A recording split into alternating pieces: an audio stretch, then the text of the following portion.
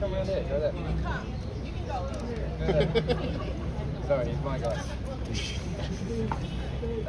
Right, good morning, afternoon everyone. Thanks so much for being out here. I'm obviously very happy with the outcome of the case, and it looks like I'm not having to retire from my day job after all. But at the same time, I'm unbelievably frustrated that baseless claims like this are allowed to go to court at all. We've spent the last 8 years talking about 2 songs with dramatically different lyrics, melodies, and 4 chords which are also different and used by songwriters every day all over the world. These chords are common building blocks which were used to create music long before Let's Get It On was written, and will be used to make music long after we are all gone. They are in a songwriter's alphabet, our toolkit, and should be there for all of us to use. No one owns them, or the way they are played, in the same way that nobody owns the colour blue.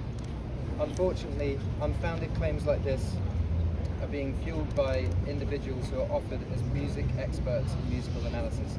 In this instant, the other side's musicologists left out words and notes, presented simple and different pitches as melody, and by doing so, created what I think we proved for all to see were misleading comparisons and disinformation to find supposed similarities where none exist.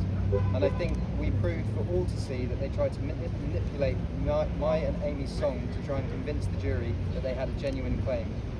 I'm very grateful that the jury saw through those attempts. This seems so dangerous to me.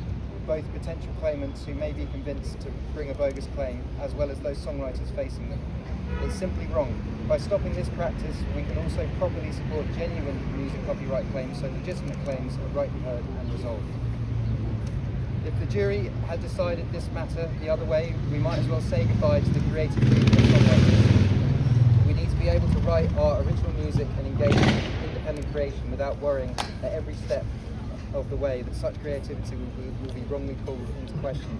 Like artists everywhere, Amy and I work hard to independently create songs which are often based around real-life personal experience. It's devastating to be accused of stealing someone else's song when we put so much work into our livelihoods. I'm just a guy with a guitar who loves writing music for people to enjoy.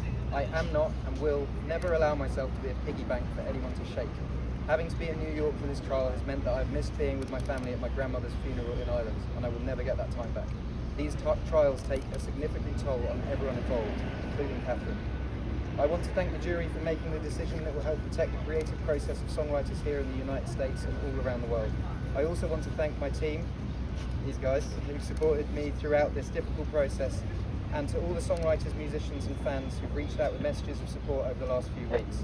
And finally, I would like to thank Amy.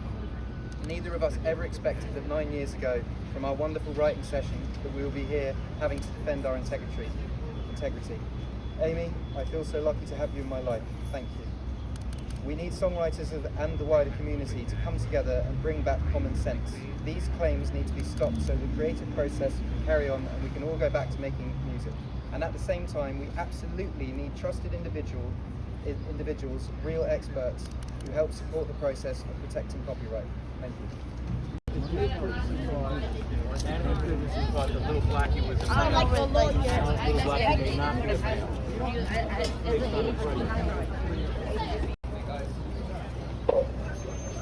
Congratulations, Dad. How you doing, guys?